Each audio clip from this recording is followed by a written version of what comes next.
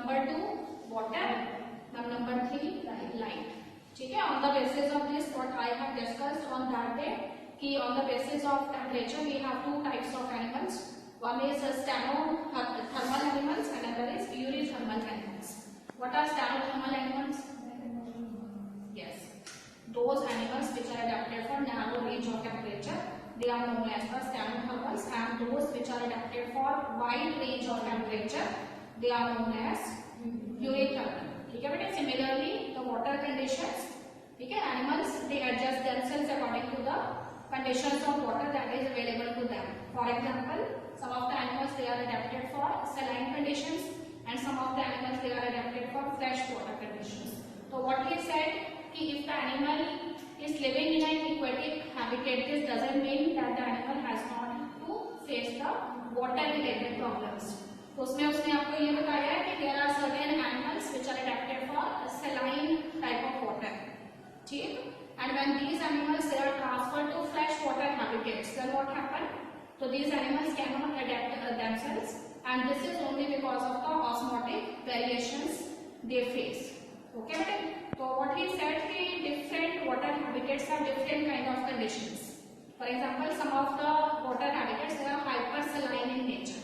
Hypersaline का मतलब है कि salinity जो level है बहुत ज्यादा है, salt का level बहुत ज्यादा है, ठीक? तो उसके basis पे भी we have how many types of animals? Two type of animals. One is euryhaline and another is stenohaline. Stenohaline again they are adapted for narrow range of pH, and euryhaline they are adapted for wide range of salinities. ठीक है, लेकिन एक चीज उसमें ये बताई हुई है कि कुछ ऐसी स्पीशीज है एक्वेटिक एनिमल्स की जो fresh water as well as saline water दोनों के अंदर सर्वाइव कर सकती हैं, ठीक? तो ऐसे रीजंस जहाँ पे फ्रेश वाटर और सलाइन वाटर जो है वो आपस में एक दूसरे के कांटेक्ट में आता है, तो वैसे जो हैबिटेट होगी उसमें दोनों तरह की स्पीशीज हमें मिलेंगी, fresh water fishes they are also found and saline fishes, ठीक बेटे? तो they are adapted for these conditions. अब अगला जो है हमारा दैट इज लाइट। तो कहते हैं कि light is one of the important factor that affect the life of a you can say individuals और ऑर्गेनिजम्स। तो what is the important role of light here कि light is playing a significant role in the process of photosynthesis, ठीक है? How it playing an important role? तो process of photosynthesis is actually a kind of a what kind of reaction? Light reaction. So it cannot happen in the absence of light. तो if we are talking about the forest ecosystem, अगर हम forest ecosystem की बात करते हैं तो we have variety of trees there, shrubs there, herbs there. तो देखो those trees which have large canopy और जिनकी अपनी जो हाइट है वो भी काफी लॉन्ग है, वो trees तो easily photosynthesize कर जाएंगे। पर कहते हैं कि there are certain shrubs and herbs which are not the taller trees, ठीक? तो उस केसेस में these herbs and shrubs how they do photosynthesis, ठीक है? तो उसमें उसने आपको ये बताया हुआ है कि they are overshadowed by the tall species of plants. So in that case they attaches themselves with the trunk of these tall trees, and in this way they receive certain amount of light, and on the basis of this they can easily photosynthesize. Okay, but one very important thing that you have also discussed in class 11 is photoperiodic या photoperiodism जिसे हम कहते हैं। तो different species, ठीक है, they give flower और या कह सकते हो कि उनके अंदर जो yield होती है या fruiting जो होती है वो कब होती है? different photoperiod के according होती है। तो उसके बेसिस पे आपने पढ़ा था 11th क्लास में कि we have how many types of plants? We have long day plant, short day plant and day living plants. Okay, but one very important thing that he has discussed here is regarding the behavior of the animals according to the light conditions. उसने कहा है कि there are some animals जो generally जो है जब भी वो कहते हैं hunting के लिए जाएंगे या किसी पर्पस के लिए वो जाते हैं, nocturnal animals जो होते हैं वो ज्यादातर इस तरह की एक्टिविटीज जो वो कौन से टाइम पे करेंगे? नाइट टाइम पे करेंगे। पर कुछ ऐसे एनिमल्स हैं जो डे टाइम दौरान अपनी वेरियस एक्टिविटीज जो करते हैं, ठीक है? For example if we are talking about the migratory birds, तो माइग्रेटरी बर्ड्स जो है वो अपना माइग्रेशन का जो टास्क है वो ज्यादातर कौन से टाइम पे परफॉर्म करते हैं? नाइट टाइम पे परफॉर्म करते हैं। तो नाइट ट्रिप्स उनमें लेके जाते हैं। ओके बेटे, फिर one very important thing that is given in the last paragraph कि those are fishes who are living in the deeper zones of the sea, how this species survive? They are उसमें आपको ये बताया है कि most of the fishes they are generally blind which are found in deeper zones of the sea because they are not aware of any of the siliceous body like sun, ठीक है, क्योंकि deeper zone जो है सी की वहां पे वो कहते हैं कि लाइट रेडिएशन जो है वो पहुंचती नहीं है, इसलिए वहां पे ज्यादातर स्पीशीज जो है वो ब्लाइंड होती है। तो फिर इस तरह की स्पीशीज जो है वो कैसे सर्वाइव करती हैं, from how they receive their food. तो उसमें उसने ये बताया कि those animals which died because of certain reasons in the sea, they finally sink to the bottom of the sea। और यही जो एनिमल्स हैं उन्हीं के जो भी बड़े डिपॉजिट्स हैं उनके ऊपर ये फिशेस जो है वो फीड करती है और इस तरह से ये सर्वाइव करती है।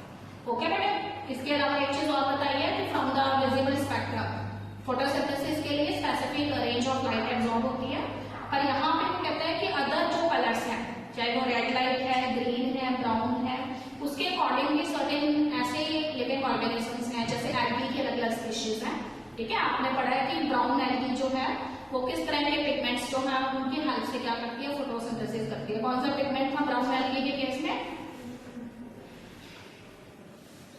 अभी पता लगेगा कितने बच्चे 11th का कर रहे हैं। हाँ जी डेविड, जोर से बोलना है, मास्क लगा के पूरे नहीं बोलना है। हाँ जी, फ्यूकाजेंथिन, फ्यूकाजेंथिन और रेड एल्गी के केस में red algae, phycoerythrin, phycoerythrin red colour का पिगमेंट होता है जिससे फोटोसिंथेसिस करते हैं। ओके बेटे, next topic here is the fourth abiotic factor that is soil. तो कहते हैं कि what kind of soil, what is the nature of the soil, decide these properties of the soil, they will also decide what kind of animals they are found in that soil। ठीक, तो उसमें उसने ये बताया है कि depending upon the climatic conditions as well as the process of weathering, ठीक है, रॉक्स की वेदरिंग किस तरीके से हुई है उसके बेसिस पे वो कहते हैं कि पर्टिकुलर सबस्ट्रेटा में अलग अलग तरह की सॉइल हो सकती है। ठीक, चाहे वो सॉइल जो है उस हैबिटेट की अपनी सॉइल है या फिर उसको किसी जगह से ट्रांसपोर्ट करके वहां पे लाया गया है, ठीक है। किस तरह के रॉक्स की वेदरिंग से वो सॉइल बनी है उस तरह की प्रॉपर्टीज जो है वो रखती है। तो किसी भी हैबिटेट के अंदर ऑर्गेनिजम्स जो है वो डिपेंड करते हैं कुछ प्रॉपर्टीज पे सॉइल की। What are these properties? तो these properties are the soil composition, ठीक है, सॉइल जो है उसमें क्या क्या चीजें प्रेजेंट है। सॉइल जो है उसका ग्रेन साइज का मतलब होता है उसका पार्टिकल साइज जो है वो किस तरीके का है। इसके अलावा कहते हैं कि क्या चीजें जो है उसके अंदर एग्रीगेशन के फॉर्म में प्रेजेंट है, वाटर होल्डिंग कैपेसिटी क्या है सॉइल की, ये सारी चीजें डिसाइड करेंगी कि किस तरह के ऑर्गेनिज्म जो है उस सॉइल के अंदर रहेंगे। ओके बेटे, certain parameters they are also used to find out the characteristic of a particular soil. For example that we are doing certain experiments related with noting down the pH of the soil. ठीक बेटे, अब बताइए pH जो है वो soil का कैसे decide करेगा, उसमें लिविंग ऑर्गेनिज्म में वो रिच होगी या फिर नहीं। सोचो पीएच जो है सॉइल का किस तरह का पीएच जो है वो वेजिटेशन को सपोर्ट करेगा।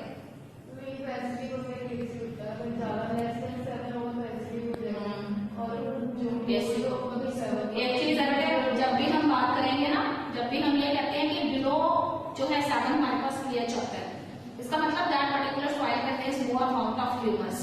ह्यूमस का अमाउंट ज्यादा है उस सॉइल के अंदर, और अगर ह्यूमस का अमाउंट ज्यादा है तो वेजिटेशन के लिए वो सॉइल कैसी है, अच्छी सॉइल है। ओके बेटे, उसी तरह से अगर वाटर होल्डिंग कैपेसिटी हम नोट करेंगे, जैसे अभी एक्सपेरिमेंट में हम करने वाले हैं वाटर होल्डिंग कैपेसिटी, तो वाटर होल्डिंग कैपेसिटी जो है ऐसे सॉइल वो कहते हैं कि जो ज्यादा से ज्यादा वाटर जो है उसको होल्ड करके रखेगी, प्लांट्स के लिए कैसी होगी, अच्छी सॉइल कंसीडर की जाएगी। फॉर एग्जाम्पल अगर हम क्ले सॉइल की बात करते हैं, अगर हम लोमी सॉइल की बात करते हैं, तो वो क्रॉप्स के लिए एक अच्छी सॉइल कंसीडर की जाएगी as compare to the sandy soil, because sandy soil जो है उसके अंदर पार्टिकल साइज ज्यादा है, ग्रेन साइज ज्यादा है, और इस तरीके से वो वाटर को होल्ड नहीं कर सकती, तो इसलिए वहां पे ऐसे क्रॉप्स जो है वो एरियाज के अंदर ग्रो की जाएंगी जो लेस वाटर डिमांडिंग क्रॉप्स। अपने बेटे यहाँ पे क्ले एंड लोमी सॉइल होती है, ठीक, पर अगर हम महाराष्ट्र के साइड चलेंगे जाएंगे वहां पे आपको ब्लैक सॉइल नजर आएगी जो बड़ी इजीली विजिबल होती है फील्ड के अंदर, और वो कॉटन की क्रॉप के लिए अच्छी दिखती है। तो गुजरात की साइड, महाराष्ट्र साइड जो आपको कॉटन की मिल्स मिलती। ओके बेटे, उसके बाद देखिए एक चीज और उसने बताई हुई है कि सॉइल जो है उसमें variety of animals they are also present, aquatic as well as attached animals. तो when you take a lump of soil in your hand, then millions of microorganisms that are found in that soil।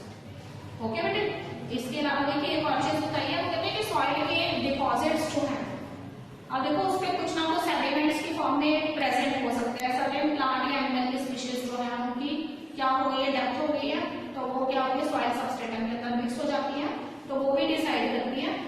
तरह के animals जो हैं वो किस time पे present होते थे, वो सारे जो है उनके जो है आपको यहाँ पे मिलते हैं रिमेन्स।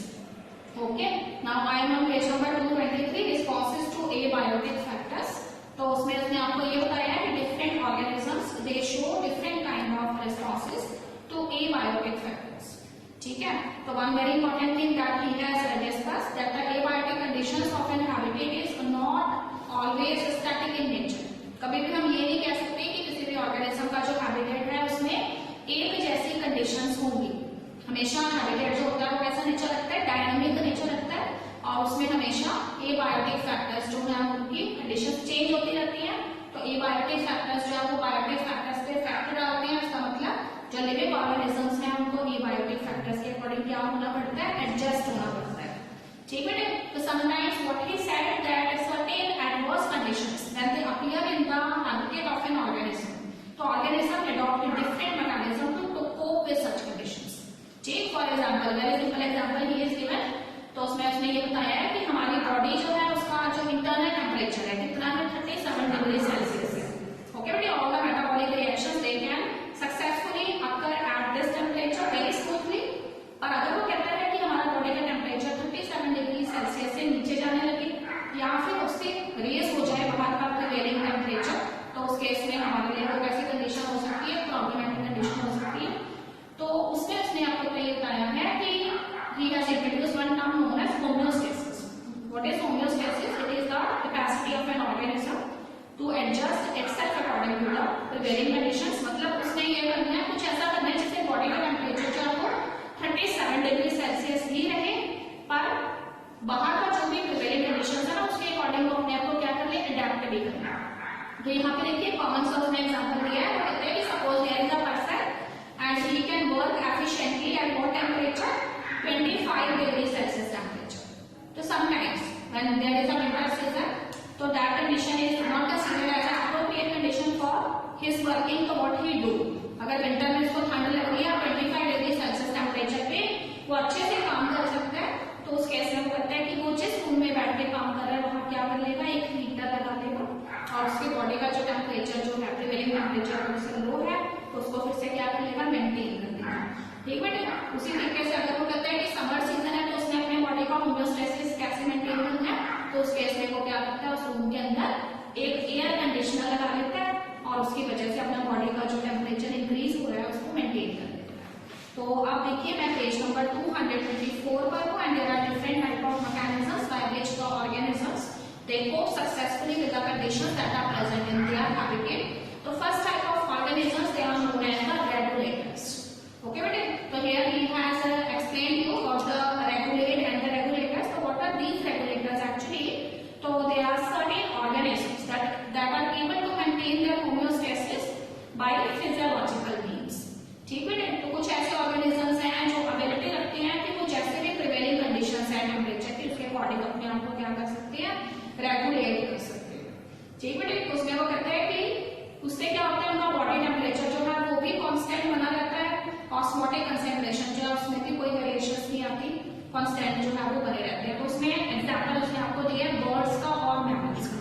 ओके बेटे, तो कभी भी जो बर्ड्स होते हैं, देखो बहुत ही रेयर केसेस है when the temperature is very high in that condition what you see that these birds they are drinking some amount of water. पर अगर आप नॉर्मली उनको ऑब्जर्व करेंगे वो वाटर नहीं लेते हैं ज्यादातर। ठीक है, तो उसके अकॉर्डिंग वो कहते हैं कि मैमल्स की अगर हम बात करें, why mammals they are enjoying a wide variety of habitats, why they are also found in the polar ice caps, they are also living in the desert ecosystem. तो this means they are the regulators. वो क्या कर सकते हैं, अपना homeostasis जो है उसको रेगुलेट कर सकते हैं। तो उसमें देखिए उसने आपको सिंपल सा एग्जांपल दिया है thermo regulation and osmo regulations का। तो उसमें आपने मैमल्स का उसने एग्जांपल दिया है कि mammals have the ability to maintain the constant body temperature. So how these mammals they maintain their constant body temperature? The thing is very same if there is the summer season and the conditions are not proper, not favorable, adverse conditions are there, temperature is very high. So how these mammals they survive in these habitat? So these mammals they do perspiration.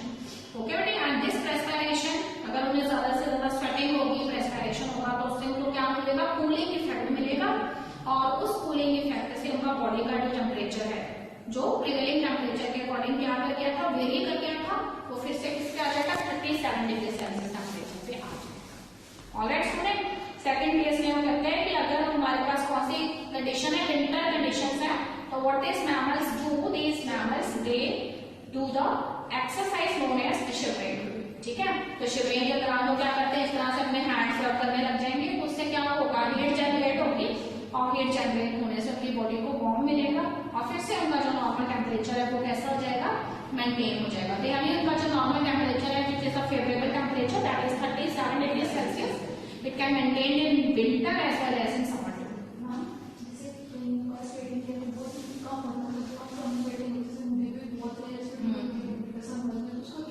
उसका बेटा reason है कि how much amount of water you take. ठीक है, sometimes we are busy in our work and we are not taking how much amount of water is required per day, we must have to take 12 to 14 glasses of water. तो क्या हम लेते हैं, नहीं लेते। School में हम अगर आए हुए हैं तो आप किसी एक पीरियड में, कहीं 1 या 2 पीरियड में आप वाटर के लिए जाते हैं, ड्रिंकिंग के लिए, अदरवाइज बॉटल्स के बहुत कम बच्चे जाते हैं। ठीक है, तो रेस्पिरेशन जो है उस केस में देखिए foul smell can also come in from your sweat, तो those people who are taking enough amount of water, तो उसमें सही रहता है। तो इसीलिए बोला जाता है कि वाटर जो है वो मीडियम है मेटाबॉलिक रिएक्शंस का, तो you are putting more and more. Okay बेटा, one very important line that we have discussed here is plants do not have such mechanisms to maintain internal temperature. ठीक है, तो that is the reason when the heat is more in the environment और temperature is high, तो उस cases में plant के जो parts होते हैं वो क्या होने लग जाते हैं, बर्न होने लग जाते हैं। ठीक है, तो what the gardeners do at that time, they have suppose to do watering more and more times. ठीक है, ज्यादा से ज्यादा तो वाटरिंग करनी पड़ती है प्लांट्स की। अगर समर सीजन होगा तो गार्डनर जो है वो मॉर्निंग में भी वाटर देना है, उसने इवनिंग में भी देना है। अगर विंटर सीजन है तो फिर वो किसी भी एक टाइम पे अगर इनफ अमाउंट ऑफ वाटर दे देता है प्लांट को, तो प्लांट सर्वाइव करते हैं। ओके बेटे, such type of burning is also observe, burning of leaves is also observed in the winter season two. जैसे हमने फील्ड के अंदर पोटैटो की क्रॉप लगाई हुई है, पोटैटो जो है वो जनरली इस समय उगाई जाती है, तो उस केस में वो कहते हैं कि पोटैटो के अंदर एक डिजीज हो जाती है। What is the name of the disease, blight of potato. Blight of potato होता क्या है, आप उसके जो लीव्स है ना उसको देखेंगे तो आपको ऐसा लगेगा कि ये बर्न हो गए हैं जैसे। ठीक है, तो जैसे फायर के दौरान बर्निंग होती है इस तरह से लीव्स जो बर्न हो जाते हैं, तो this disease is known as blight of potato, और ये कोल्ड एनवायरनमेंट की वजह से होती है। ये चीज तुलसी के पौधे में, हाँ बिल्कुल हो जाएगी, तुलसी में भी हो जाती है, और एप्पल्स जो होते हैं उनमें भी कई बार अगर आप एप्पल लेते हो तो एप्पल के ऊपर आपको कुछ वार्ड्स नजर आते हैं ब्राउन कलर के। ठीक, अगर वहां से आप एप्पल जो है उसको खाएंगे तो आपको एक अलग सा टेस्ट आता है। ठीक, यहाँ पर फीका रहेगा, यहाँ फिर एक कैरेक्टरिस्टिक मतलब एल्कोहलिक स्मेल आती है, तो उस केस में भी वो कहते हैं कि एप्पल में डिजीज होती है जिसे हम एप्पल स्कैब कहते हैं। ठीक है, SCAB स्कैब, एप्पल स्कैब। ये एग्जांपल आप यहाँ पे कोड कर सकते हैं। उसके बाद देखिए नेक्स्ट हमारे जो टाइप ऑफ ऑर्गेनिजम्स है they are known as the conformers. Okay बेटे, व्हाट आर दीज कॉन्फॉर्मर्स, तो कहते हैं कि each and every organism can not have the ability to adapt according to the prevailing conditions of temperature as well as osmotic concentration. तो कुछ ऐसे organism है जिनके पास एबिलिटी तो है कि वो अपने बॉडी टेम्परेचर को एक पर्टिकुलर लेवल तक इंक्रीज कर सकते हैं, पर उस लेवल से ऊपर नहीं बढ़ सकते। तो उस केसेस में उनको क्या करना पड़ता है, कुछ ऑल्टरनेटिव्स ढूंढने पड़ते हैं कि how they survive in their habitat. तो उसमें देखिए आपको उसने एग्जांपल दिया हुआ है कि इस तरह के जो एनिमल्स होते हैं, ठीक है, their body temperature they changes with the temperature that is found in the environment. तो देखो उसमें उसने आपको बताया कि whenever you visit polar regions, जब आप ठंडे इलाकों में जाते हैं, you can not see those birds जिनका की बॉडी वॉल्यूम क्या है, कम है। छोटे छोटे बर्ड्स आपको जो है इस तरह के ठंडे इलाकों में ग्लेशियर्स में आपको नजर नहीं आएंगे।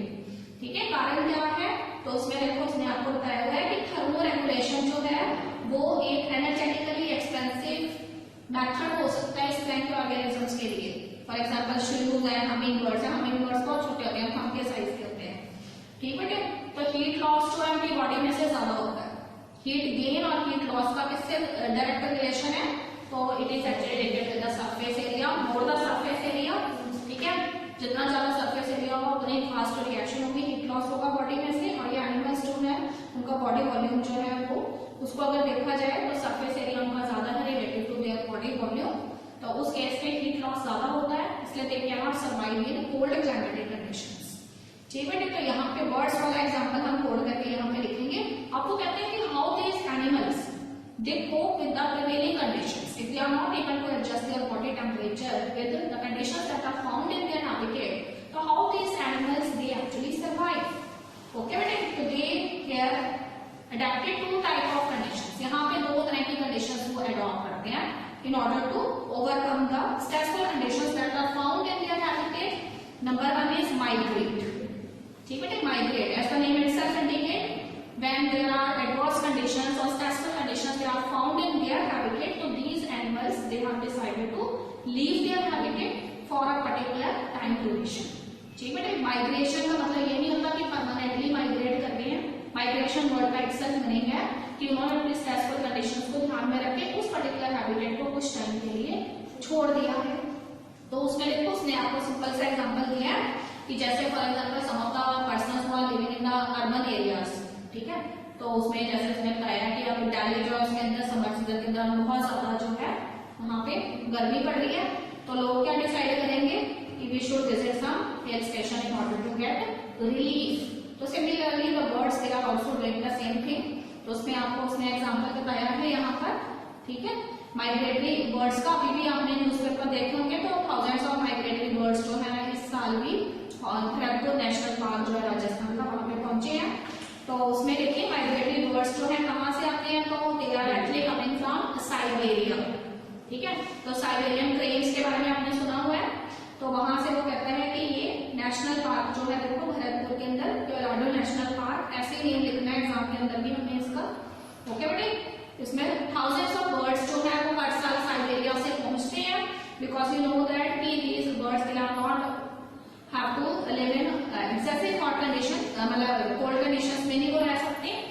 और कहते हैं कि when the migratory birds they reaches such national parks, what they do actually, तो वो यहाँ पे सिर्फ स्ट्रेसफुल कंडीशंस की वजह से ही नहीं, यहाँ पे आके वो कहते हैं कि वो अपना इंक्यूबेशन पीरियड भी पास करते हैं, ब्रीडिंग ग्राउंड्स उनको मिलते हैं, सुटेबल ब्रीडिंग ग्राउंड्स, और उसके अकॉर्डिंग जो है वो वहाँ पे एग्स जो है वो देखते हैं और अपना रिप्रोडक्टिव पीरियड जो है पास करने के बाद बेबी बर्ड्स के साथ जो है फिर से अपना जो उनका एरिया है वहाँ पे चले जाते हैं when the conditions they become favourable.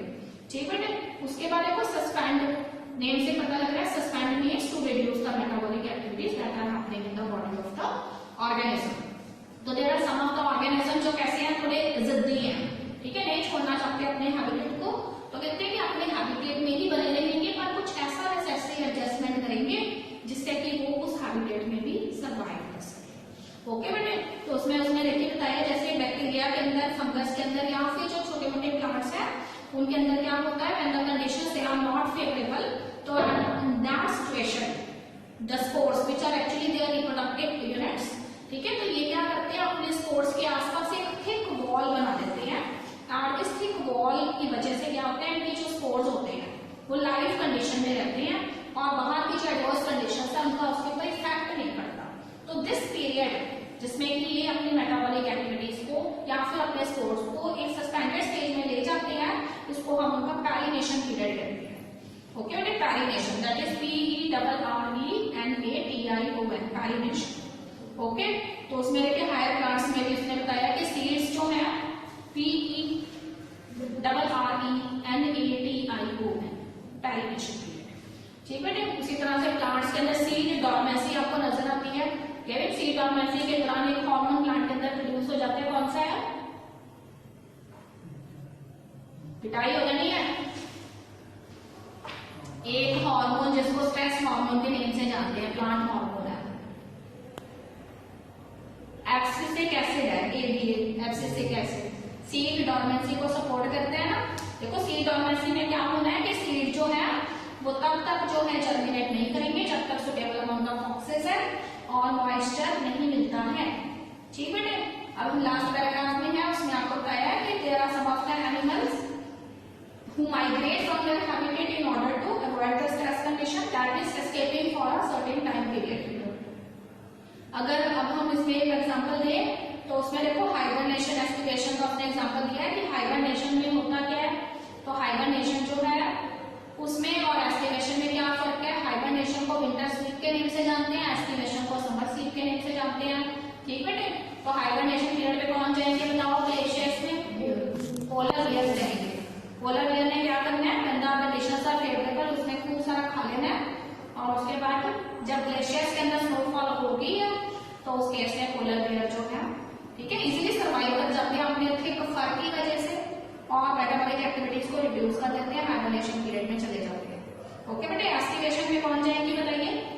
Fishes जाएंगे, क्योंकि वैसे तो देखो वाटर की एक प्रॉपर्टी होती है कि अपनी लेटेंट हीट जो है उसको मेंटेन करके रखते हैं, कभी भी वाटर का टेम्परेचर उतना बढ़ता नहीं है जितना कि आप लैंड में रहेंगे उन एनिमल्स को फेस करना पड़ेगा, ठीक है। पर फिर भी वो कहते हैं कि फिशेज जो है वो कोल्ड ब्लडेड एनिमल्स हैं, उनके लिए थोड़ा सा भी टेम्परेचर अगर 1-2 डिग्री सेल्सियस बढ़ गया तो फिशेज के लिए वो एक क्रिटिकल कंडीशन हो सकती है।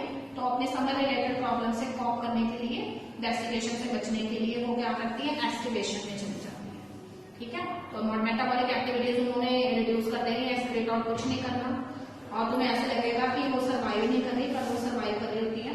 तो उसमें मैंने तुम्हें बताया था कि अंटार्कटिका की एक स्क्वायरल थी, उसकी उन्होंने फोटोग्राफ डाली हुई थी न्यूज़पेपर में। आपको पता है वो अंटार्कटिका की जो स्क्वायरल थी वो 35 ईयर्स के बाद अपनी विंटर स्लीप से बाहर आई थी, क्योंकि अंटार्कटिका के अंदर जो है इतने टाइम तक जो है वो स्नोफॉल वहां पे होती रही और ग्लेशियर बना रहा हो। तो जब थोड़ी सी मतलब कंडीशन ठीक हुई, ये नहीं कह सकते कि 100% स्नोफॉल खत्म होगी, तब वो 35 ईयर्स के बाद वो जागी थी। तो उसकी एक पिक्चर आई थी प्रॉपर अपने जो बायो की मैगजीन होती है, देखो वो एनिमल एक्चुअली उसी हैबिटेट के अकॉर्डिंग अडेप्टेड है, वो एनिमल जो है उसी हैबिटेट के अंदर अकॉर्डिंग अडेप्टेड है। जैसे आप अपने घर के अंदर रहते हो तो आपको चीजें बताने थोड़ी पड़ती है, आपके हाथ अपने आप वहां पहुंच जाते हैं। तो इतने सालों से वहां रहने की वजह से वो उन कंडीशंस के अकॉर्डिंग है, मतलब they can easily feel and they adopt the appropriate mechanism for that. किसके अंदर? एड्स। देखो इतना भी उनके ऊपर फोकस किया जाता हो सकता है क्योंकि वो दिखाई नहीं देती है उस टाइम पे, ठीक है। हाँ, उसके बाद देखो बेटे जू प्लैंक्टन्स के बारे में बताया हुआ है कि जू प्लैंक्टन्स जो है वो लेक्स में पॉन्ड्स के अंदर पाए जाने वाले बॉन्स होते हैं क्रिकेट के, और वो किस पे फीड करते हैं, फाइटोप्लैंक्टन्स पे फीड करते हैं, ठीक।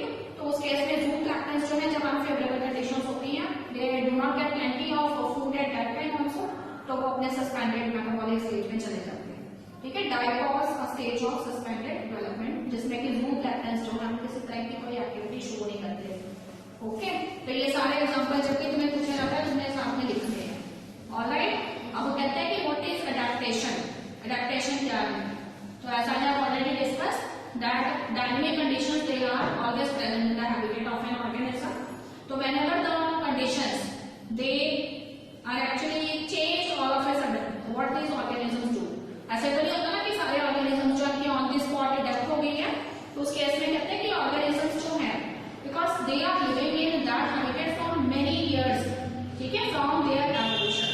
तो हर एक जैसे जैसे एवोल्यूशन की अलग अलग स्टेज से वो पास हुए हैं ना, तो उनके अंदर क्या डेवलप होते रहे हैं, एडेप्टिव फीचर्स डेवलप होते रहे हैं, क्योंकि डार्विन क्या कहता है कि एवोल्यूशन जो है वो एक ग्रेजुअली होने वाला प्रोसेस है। स्पीशीज का डेवलपमेंट आज जिस टाइम पे हमें स्पीशीज प्रेजेंट टाइम में जो नजर आ रही है वो ऐसी पहले नहीं थी, उन्होंने कई सारे जो है स्टेजेस में से पास हुए हैं और उसके बाद जो है वो स्टेज तक पहुंची है, ठीक बेटे। कल हम यहीं से कंटिन्यू करेंगे एडेप्टेशन से, लास्ट पीरियड